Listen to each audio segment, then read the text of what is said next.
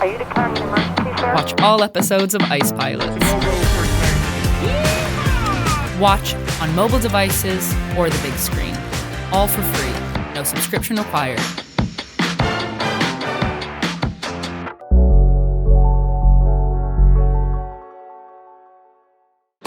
It's aviation's final frontier. Cowboy pilots who deliver small, used aircraft. Couldn't make this stuff up, man. Across distances they were never meant to fly. Woohoo! This is the most extreme type of flying you can do. Cabin. Watch, slow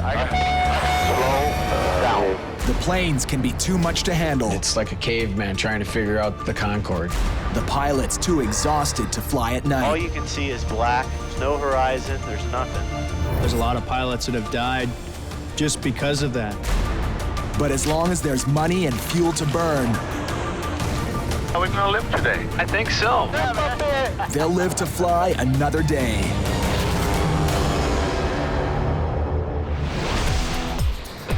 On the last leg of a 19,000-kilometer marathon, two ferry pilots race to the finish line in a state-of-the-art Phenom jet. See Vegas? To the airport right there? The airport.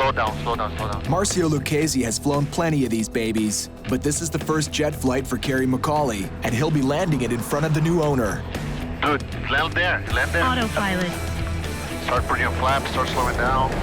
If you're shelling out $3.5 million on an executive jet, you want it handled with kid gloves. Figuring, full flaps, no warning lights. Sink rate. Pull up. Pull up a little bit. Sink rate. There you go, just a little. That's beautiful. A little bit of power now. Right, don't dive for now. Just keep it nose up. Nose up.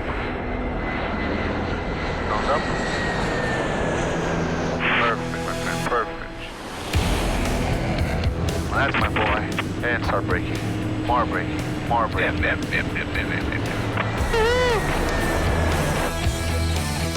Hey, big guy. Congratulations. Thank you. Congratulations with the new airplane. Thank It was you. a pleasure, huh? Hey, you guys We did a made great all set. job. Thank you Congratulations so to much. the crew. Thanks a lot. If anyone deserves to celebrate right now, it's Kerry. Oh, it tastes good after a long flight. yeah. This trip, flying halfway around the globe, from Australia to America, was his trial by fire. Cabin. Cabin. Learning to take orders from a computer. Stall. And trying to hold it together when everything's falling apart. Kerry did really well. I was not expecting for him to pick up as quick as he did. Yeah, man, looking forward to do it again. Yeah, they say you can't teach an old dog new tricks, but you can teach an old pilot how to fly a jet, apparently. Kerry might have plans to cool his heels in Vegas, but he won't get the chance. Yeah, it seems to be a nice plane. I haven't seen it myself, but the broker told me it's nice. Back at head office, boss Corey Benson just landed a big contract to deliver a plane to Argentina. And he wants Kerry on it right away. This is Kerry. Hey, Kerry, it's Corey Benson, CB Aviation. How are you? I've got a trip that just came up extremely quickly. I need you to captain a Navajo down to Argentina. Yeah, sure, no problem. There was another ferry company that was doing the flight, and they quit halfway through. So the client called me in a panic and is begging for us to do it. This is a chance for Corey to grow his new business and to succeed where others have failed. I had no idea how I was going to put it all together, but in this business, you got to be able to make things happen. The rush is on. Best case scenario for me is I don't hear from them. The plane takes off, they handle any issues that comes up, and I get a phone call that the airplane's delivered in Argentina. The plane is a '79 Piper Navajo Chieftain, a stretch limo version of the regular Navajo with souped-up engines. Kerry's back in his element with the kind of plane he's flown for 20 years. Check the oil caps all secure. 11 in the right and then 10 and a half in the left. His co-pilot on Corey's rush job is Stu Sprung, a guy he's flown with once before. This opportunity came up very last second, but I was able to free myself up and get here in a day's notice, essentially. Stu's a far less experienced pilot with a fraction of the flying time Carey's got under his belt. Just about all set? Yep. So on this flight, there's no question who's in the driver's seat. I've been chosen to be captain, or however we want to put that. So, you know, we're gonna be working as a team on this. All the decisions be basically mutual. But if push comes to shove and someone needs to make a decision, I guess that'll kind of fall to me. Right. Let's get out of here. Right 360, 22, clear for takeoff, 60 right. We got gas on the main. We got an undercarriage. We got mixture. We got props. Do you want to take off? Sure. Right away, Carey gives Stu the chance to show his stuff. I will get the gear. A little heavy. Your nose down. Gear coming up. Nose down, nose down, nose down, nose down. Okay, you got it? Yep, there. Got the controls. They'll head first to the islands of Turks and Caicos, then fly another 8,000 kilometers south all the way down to Argentina.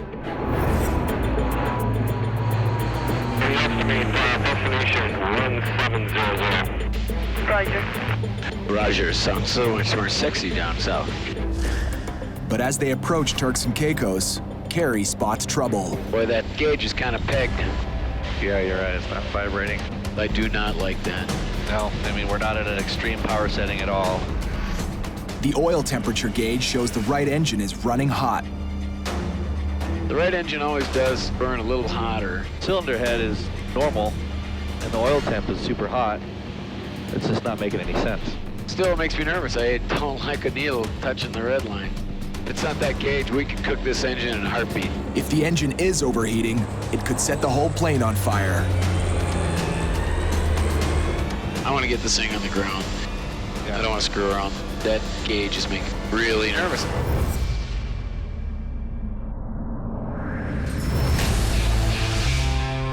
In Florida, two of Corey's other hired guns are heading out on a new mission.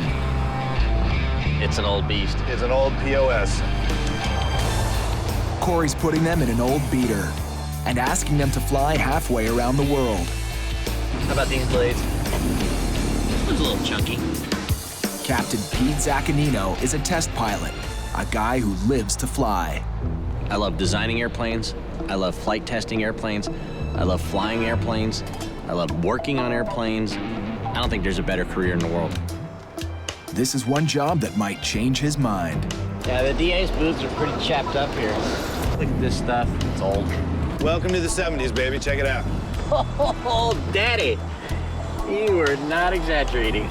Oh, dude, from here I can see those avionics. Ka-chunk, ka-chunk. Probably half the LEDs are burnt out on it. Who knows? This 32-year-old Piper Cheyenne has been sitting in the hangar for many months. Pete's counting on his buddy Brad White to help him out on what will be a long, tough flight. We got an old junker airplane. We're crossing a huge amount of distance in a plane that hasn't been flown for months and months. And we're gonna be going through some totally hairy weather. They have to fly the old bird from Florida to the Philippines, crossing the wilds of Alaska and northern Russia before making a final push over open ocean to Manila. No way are these guys starting their trip without a serious test flight. All right, you ready? I'm ready. I want to find problems during the test flight. That way I can get them fixed here, good maintenance shop. I just don't want the problems to happen in the most remote place in the planet. Okay, everything is green, engines look good, fuel flow is normal. When I show up to a new plane I haven't met before, it's me bonding with the airplane. It's that airplane proving that it's not going to kill me. There's 1200. Rotate. Yep.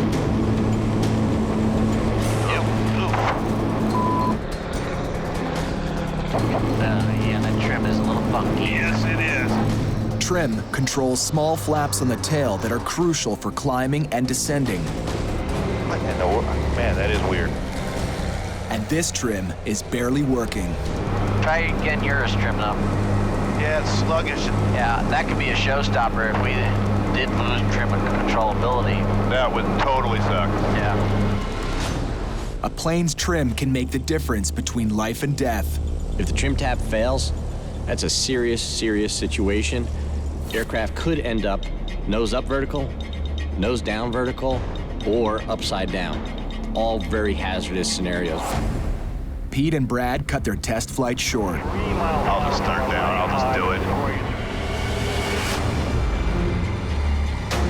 As the Cheyenne comes in for a landing, the trim decides to behave. 3 green, no red, full flaps, we're clear to land.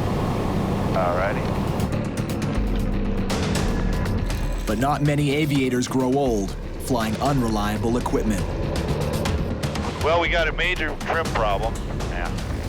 So until the problem's fixed, this old bird is grounded.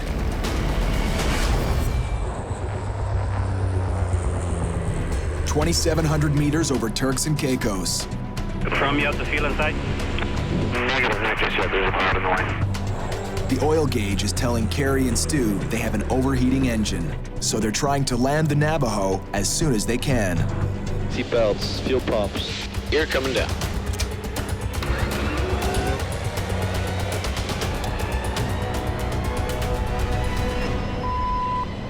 Oh, man. Gotta be kidding me. They're on final approach, but Carrie's not seeing the 3 green lights that indicate the landing gear is down and locked in position. Come on, give me a green. We only have 2 lights. Ah, son of a... Dang it, dang it, dang it. All right. Now they're in double trouble. Cycle it again? Yeah, hang on. Purple Tower 608, we've got only 2 gear lights. We're going to do a 360 and recycle our gear. Okay, confirm you're going to do a 360. That's affirmative. By jogging the wheels up and down, they're hoping the gear will snap and lock into place. 003. All right, Come on, baby. Papa needs 3 green. 1, 2. Start up at the pool. Negative. Oh, wait. We got it. You had it twisted. Looks like it was just a loose dimmer switch. Okay, Purple Tower 60, we got 3 green. Okay, 3 green. 27608, you fit a land 1V10. We are clear to land. One problem solved. Now they just have to get the Navajo safely on the ground.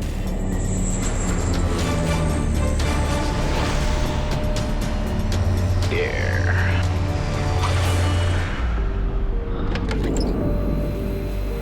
Well, I am really happy that we have 3 actual wheels beneath us. Crashing is not good. Helicopter 6606.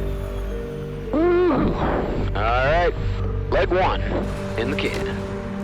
While the plane's being refueled, they investigate. Let's take a look at that engine. Yeah. I'll record what these guys get on the fuel, too. Yeah. Well, we're gonna see how much oil we got in this girl. See if that was possibly the problem.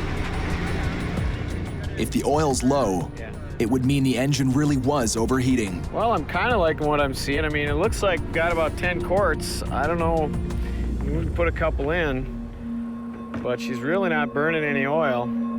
I don't see any obvious signs of overheating on the engine. You know, no, the cowling isn't discolored from overheating. The worst case is that this is a bad sensor and we can't see what the oil temperature is. And, you know, it's a judgment call from here. As near as I can tell, we're still good to go. They're feeling optimistic until they realize how much fuel they used up on this first leg. 1, 2, 3, 400. 1, 2, 3. And there's 500. You can keep the rest. I'm not liking the fuel burn. That burned a lot more gas than I thought we were gonna. It was just over 3 hours here. We only have 40 gallons left, and we were not running super hard. They push on from Turks and Caicos to the Dominican Republic and on to Aruba. There, Carrie does some new fuel range calculations. We've got to do a little checking. And Stu calls Corey to keep him in the loop.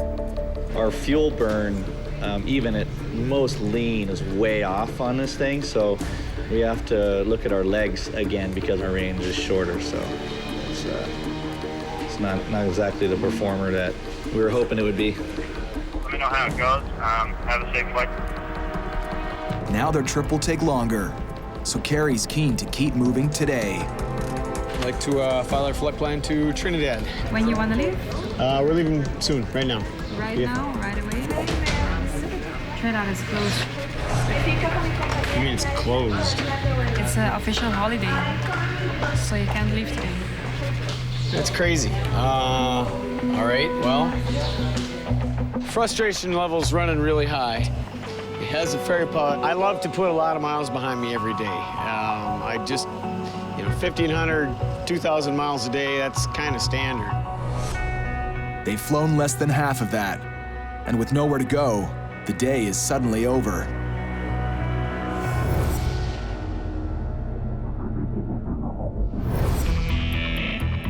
Back up in Florida, Pete and Brad are even worse off. Stuck at 0 altitude and 0 speed, with a trim control they don't trust. I'm eager to hear if we need parts for the plane. Yep. They're stuck with this Piper Cheyenne, an old bird in desperate need of a good mechanic.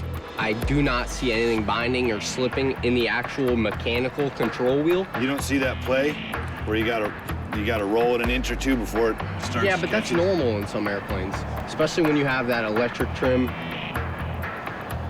All right, yeah, I've never seen that before. It's not very common.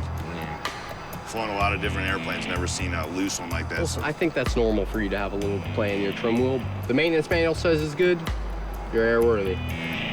Gabe the mechanic thinks the trim is working fine, but he's not the one who'll be flying the plane 7,000 meters up in the air. Mechanics have killed plenty of aircraft and their crew and passengers because they've made mistakes. Mechanics are humans and they make errors, just like pilots. There's some old going on in here. I just wanted to get a look at this system.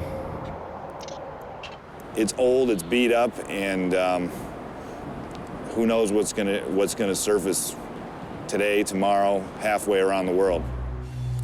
Like it or not, their departure is set for 6 a.m. tomorrow. Yeah, that's what I'm doing with this plane, is getting it to the Philippines. Yeah, I appreciate the help. But as soon as they settle in to catch up on some calls, they get an urgent message from Gabe the mechanic. I see him. I see what I think I see. I see 2 puddles of liquid that is certainly not hydraulic. That is absolutely Jet A. Gabe, talk to us. Yeah. Hey, how you doing? This doesn't look good, buddy. No, it's not good at all, actually. To be honest, the issue we're having now is we've topped off your left and right fuel tanks. Yeah. Tips and as well as the nacelle tanks. And this is your nacelle tank back here behind the engine. And what I see now is you have a leak coming, a fuel leak. I see it. Coming from your left-hand nacelle tank. I see it. And it's running down a wire bundle. Oh, that's great. That's horrible. That's unbelievable. The fuel's running down this wing pan right here, and it's coming into these drain holes in the bottom of the fuselage. Dude, that's a huge fire hazard. Huge fire hazard. It's coming down. Holy horse. What's the fix for this? Our best bet, actually, is to get a professional in here. Fuel tank expert. Most pilots are pretty good with a wrench, but when it comes to fuel problems, even the best like to delegate. If the expert comes in tonight and discovers that we have a bad fuel tank, this trip is not happening. Let's see what you got. So it should be back here, huh? Gabriel, he's gonna blow some compressed air in there, and then I'm gonna start looking around and see if I can see where this air is escaping from. Hold on, I just saw something right there. Okay, that tells me something. That's money right there. Right? See the bubble? It's an old and reliable trick. Blow in some air and let the bubbles give away the leak. The conduit right here is where the fuel's leaking, coming through. Yeah, see it. Lucky thing, Brad and Pete decided to fill up tonight instead of tomorrow. If we'd have fueled in the morning, we'd have put the fuel in, taken off, blasted off on our way, and been sitting going, gee, why are we using up so much fuel at the very least? And in the worst case scenario, an onboard fire. My confidence in this plane, every time it comes up 2 or 3 notches, it gets dropped down like 5. At last, the fuel expert comes back with the verdict on the leak A repair. little good news and some bad news. Yeah. That's usually how it goes. Yeah, well, it's aviation for you in the middle of the night. We got a nut plate, which is going to be relatively easy to fix. And then we have a probe. Looks like it's cracked. We'll have to get a new one, and really can't do much with parts right now until tomorrow morning. So you're saying anywhere from a couple hours delay to maybe a full day? I would be willing to bet you're probably looking at leaving the following day. It's the same story every time. It's not your fault, Just this gets so old.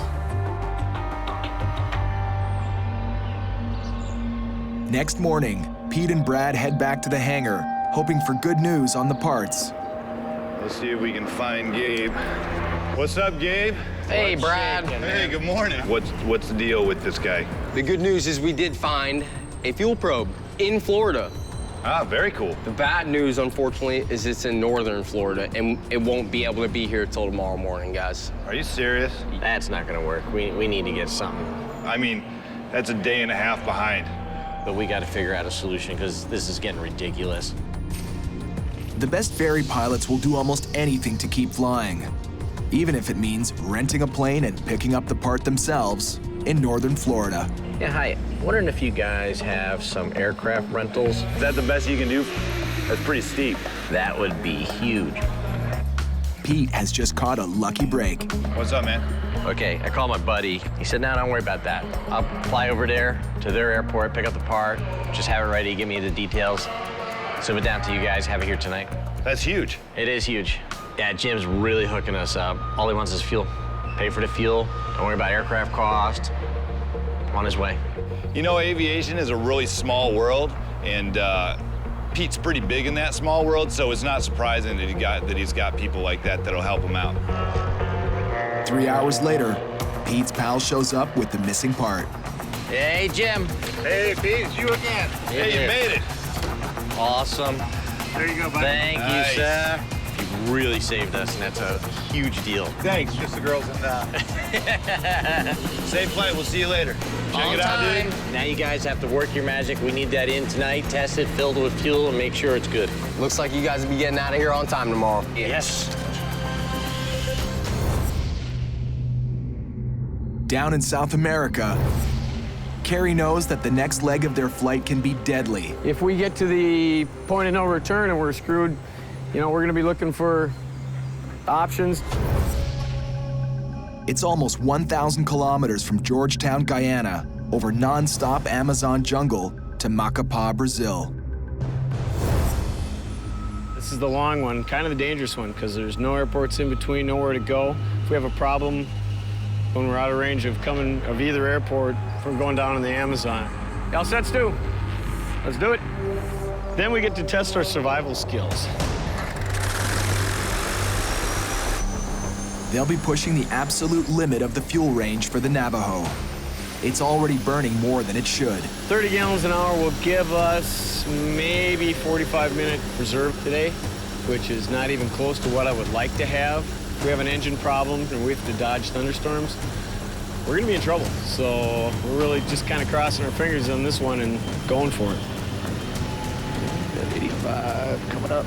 I'll take the gear. Gear up.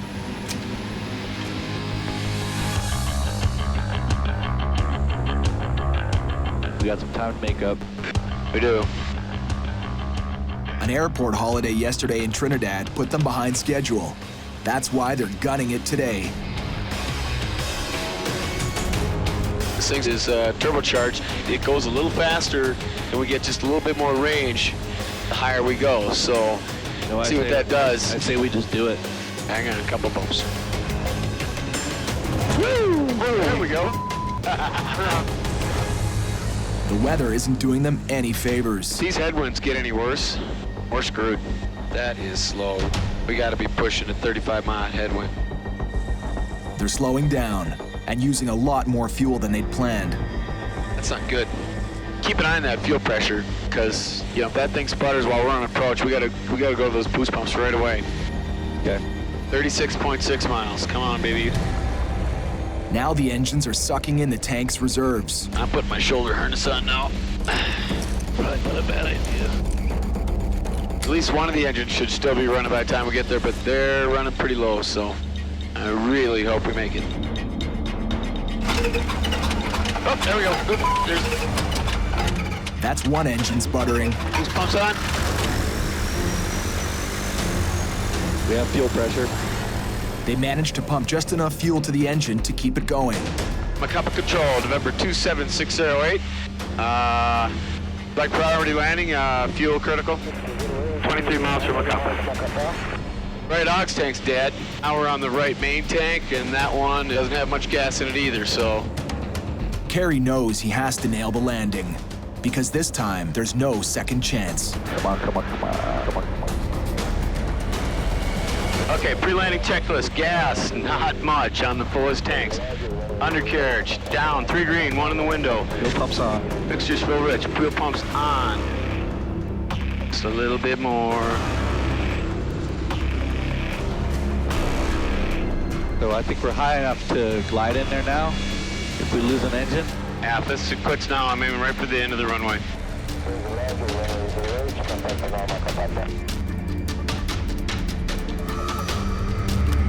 Coming full flaps. I think I got the runway made. Oh, man.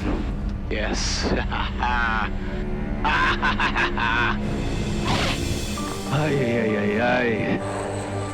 Nice. Flaps, not the gear, the flaps. Boost pumps off. Woohoo! Back on the ground. Safe and sound.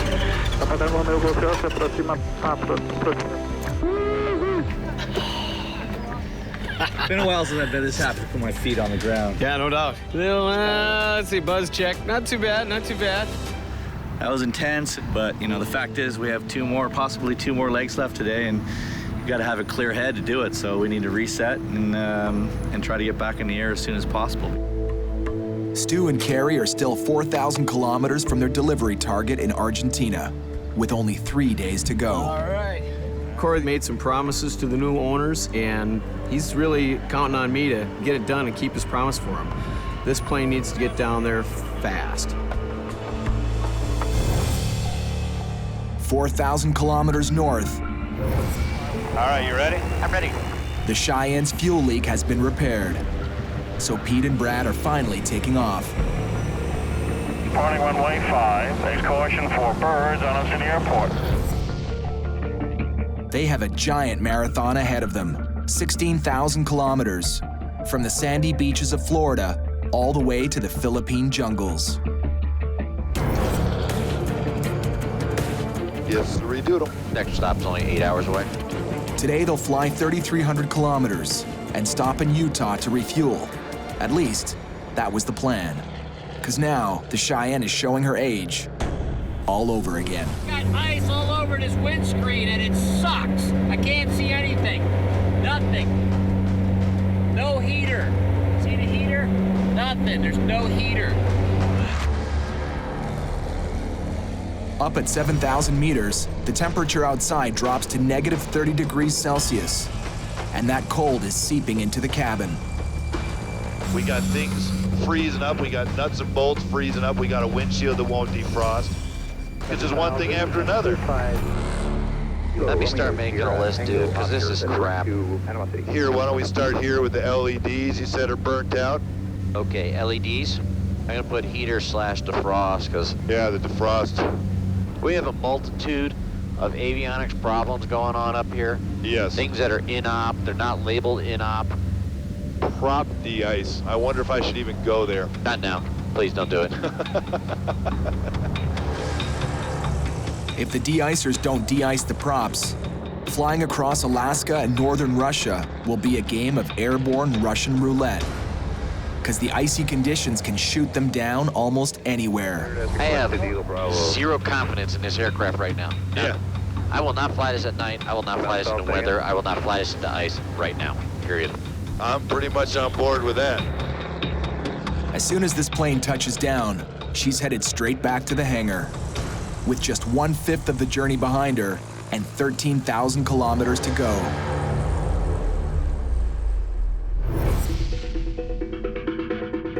In Brazil, Kerry and Stu are down to a tight 2-day deadline to deliver the Navajo to Argentina. But Stu's just met a guy who can help them big time. From Macapá to Foz do Iguaçu. going this way, 1601. The direct was 15. Yeah, 15 something, yeah. Jonas is a Brazilian ferry pilot who's also delivering a plane to Argentina. 1545. That's 3 legs. Direct. That's You 3 can do legs. 500 each.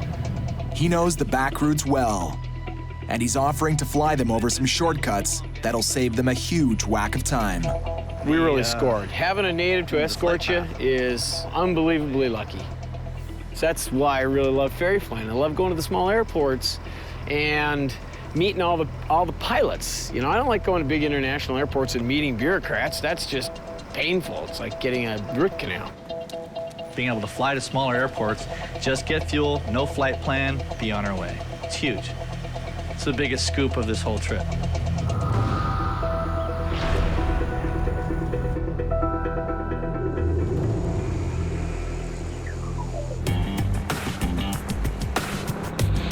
What's your altitude at 2992?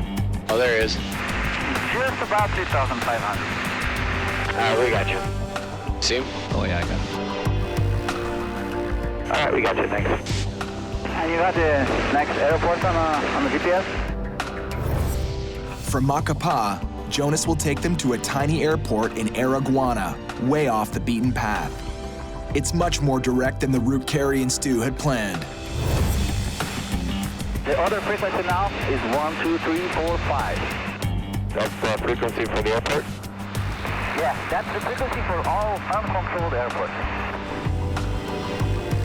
Araguana. I never thought I'd make it here. Never knew it existed. There you go, beautiful.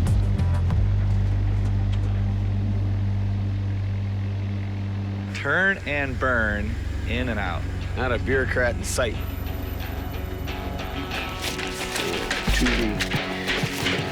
The fastest stop of the entire trip. It's amazing. For the first time since Stu and Carrie hit the clouds, they've got a decent chance of making good on Corey's promise to deliver this Navajo to its owner on time. Now all they have to do is keep up with their new friend. For 9 hours, Pete and Brad have pushed this limping Cheyenne across the Midwest. Holy cow, my feet are, I think, frozen to the floor. And that's with a newspaper insulator. Yeah, that floor is colder because I don't have the sun here now either. Just add it to the list of the other stuff that the mechanics got to look at when we get to Utah. Their Utah pit stop is home base for boss Corey Benson. They can't wait to unload on him. I'm looking forward to passing him the keys and saying, all right, we made it this far, it's yours. Good luck, sucker. Good luck, sucker. Now you can see what you gave us to drive halfway around the world.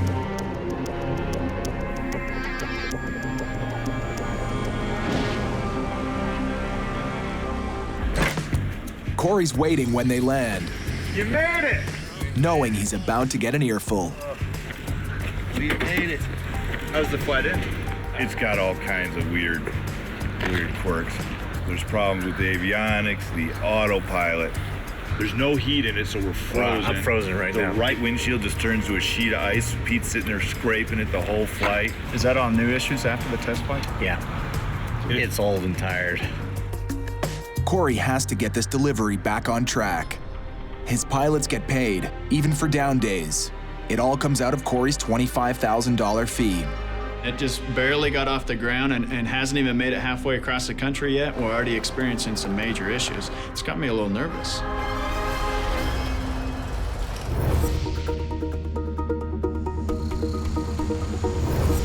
With the help of Jonas, the Brazilian ferry pilot, Stu and Carrie have crossed this country in record time.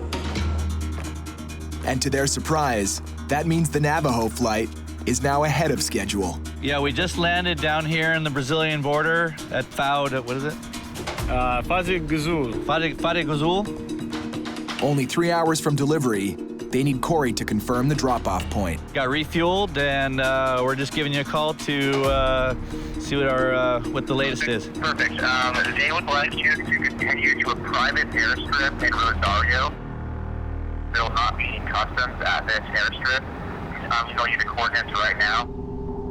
To these guys, landing without clearing customs sounds dodgy. Do they have this covered with the government already, or are we, I mean, because that's an illegal landing. I understand where you're coming from, and I can answer that question for you. It might be best if you guys give Franco a call directly. Any deliveries or problems or changes, please give me. Okay, guys, all right. Thank you very much. Yep, bye. That sounds like the craziest thing that happened the entire trip.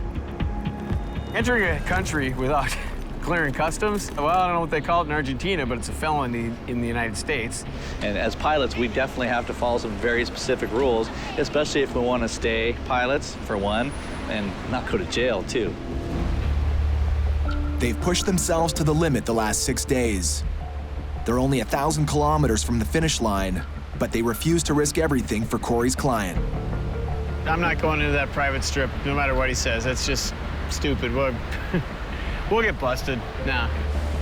It doesn't take long for the owner to come up with a new game plan. I mean, we will try to take off earlier, but we still have to clear customs and immigration, pay landing fees, flight plan. I'll be at the airport. I can pick you up. Okay, that will work. Thank you, Finko. Bye-bye. He's gotten rid of the dirt strip behind his buddy's plantation or something, who knows what it was. So now we're going to the international airport, we're getting customs, everything's great, so very cool. Back on track. With a squeaky clean and legal landing all lined up, Stu and Carrie start off on the last leg of their trip. I will get the gear. Finish line, now just 3 hours away.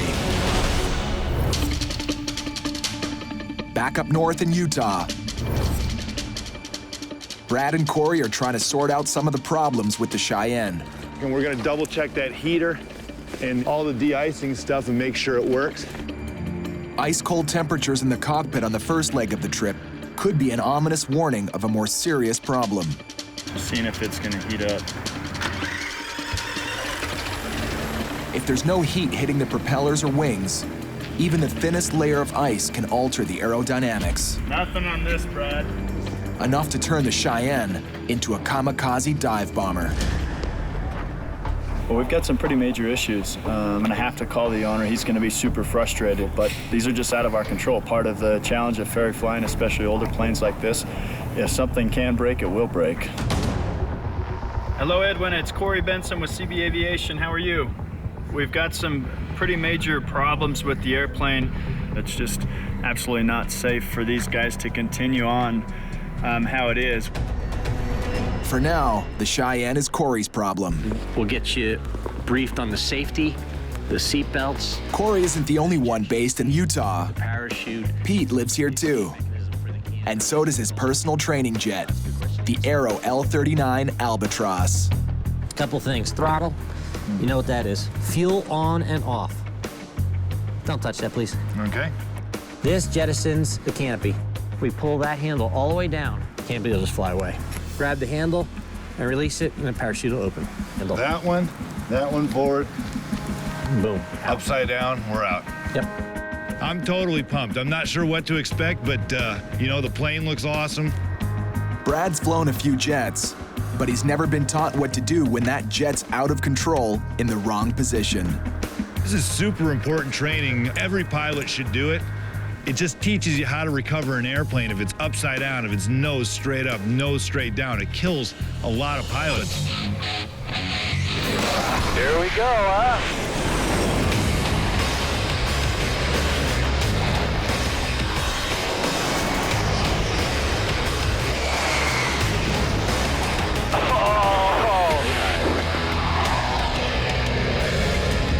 Answering eyes on the vertical up to 7,000. This is very cool. Pretty sweet, huh? Yeah, it is. I love the view, too. How much did you load it up there when you pitched up to 45? About 3 G's.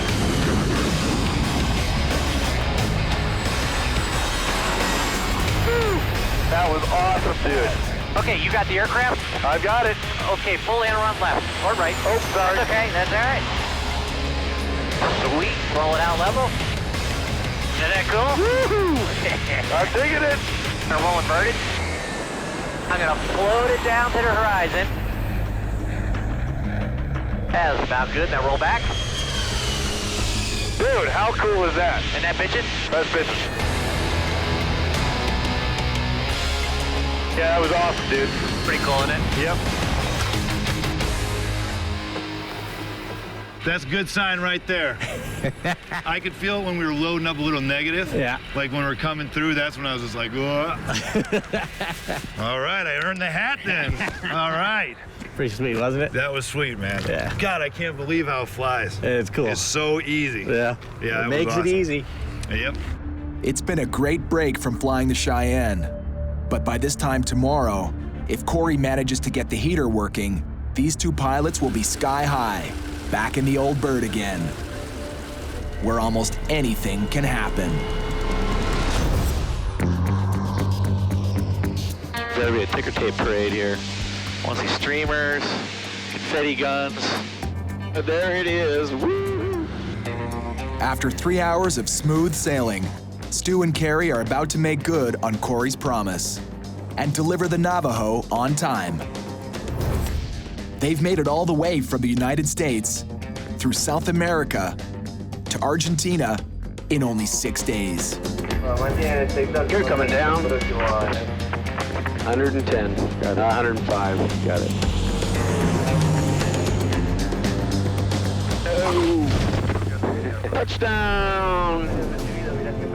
Woo-hoo. Ladies and gentlemen, please welcome the Navajo to Rosario. After 9,000 kilometers in the air, pushing the Navajo to the limit, it's finally home. Hola, ¿cómo está? Muy bien. We're here, us in the plane, we're here in one piece, it's good. Nice job, dude. All right, man. Killed it. Woo. I'm feeling pretty good. It was a long and tough one, that's for darn sure, but feels good to get the plane in the owner's hands and turn your back on it, go home.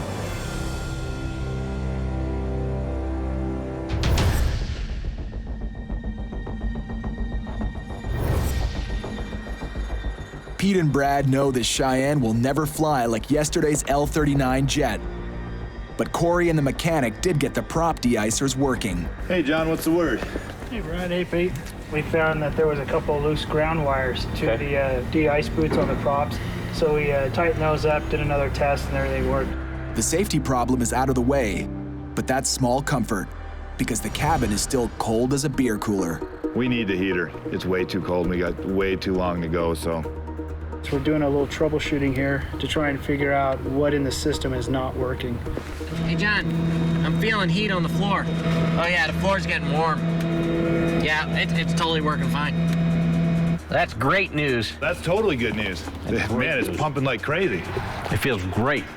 Yeah, that's a relief. The last thing on their list is the avionics, the electronic systems that control many of the aircraft's mechanical functions.